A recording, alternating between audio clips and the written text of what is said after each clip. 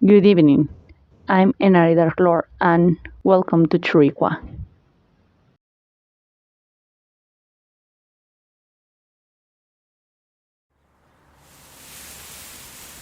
Here in Coatepec, in addition to the immerse well and recognition that coffee brings to our state, so do ancient traditions such as the belief in the days of pre-Hispanic Mexico.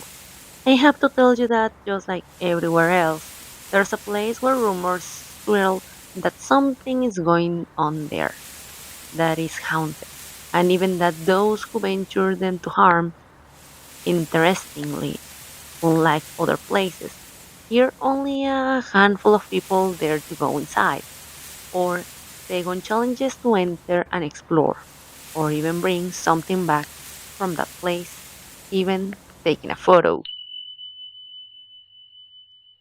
We had a cave that we call the Haunted Cave, but some others call it the Devil's Cave, although to be honest, the first name suits it better.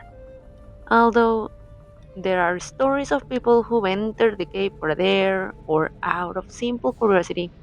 I like to tell you the story of one of my uncles, the most rebellious one, whom many consider the black sheep of the family. According to my grandparents and parents, my uncle Esteban was what you might call a troublemaker, someone who loved getting into trouble, didn't like to study or work, and did nothing but demand money and believe that the world owed him defense simply because he was the most handsome in the family. One day, he decided to go into the cave. We don't know if it was his own idea or if someone encouraged him to do so, but despite my grandparents' warnings, he wouldn't listen to a single word. He just went in. A couple of weeks passed until we found a charm at the cave's entrance, the one he used to wear. And that's when we knew he wouldn't be coming back. Now you might be wondering how is it that we've lost hope of ever seeing him again?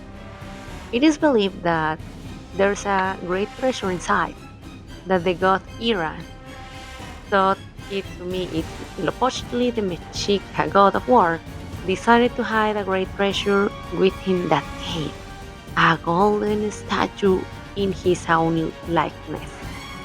He knew that greed and rumors could soon spread, so he chose the serpent from among all the fearsome and deadly creatures. Following God's instructions, the serpent coiled itself around a rock. Despite its enormous size and immortality, it never killed or injured anyone. Rather, its duty was to guard treasure and never yield to anyone, unless, of course, it were someone who never backed down, with great determination and drive, such as a person would be the rightful owner of that treasure. Unfortunately, Uncle Esteban wasn't that kind of person, so quite simply, he was never able to return. According to another boy, who also entered a few days later, told us that time passed in a completely different way. He felt as though years had gone by until he finally returned, disoriented and struggling. He could barely say that. He couldn't say anything more. His fear was so great that it seemed as if more than 20 years had passed over him, and a few days later he couldn't take it anymore. What do you think he might have seen inside the cave that caused him to end up like that?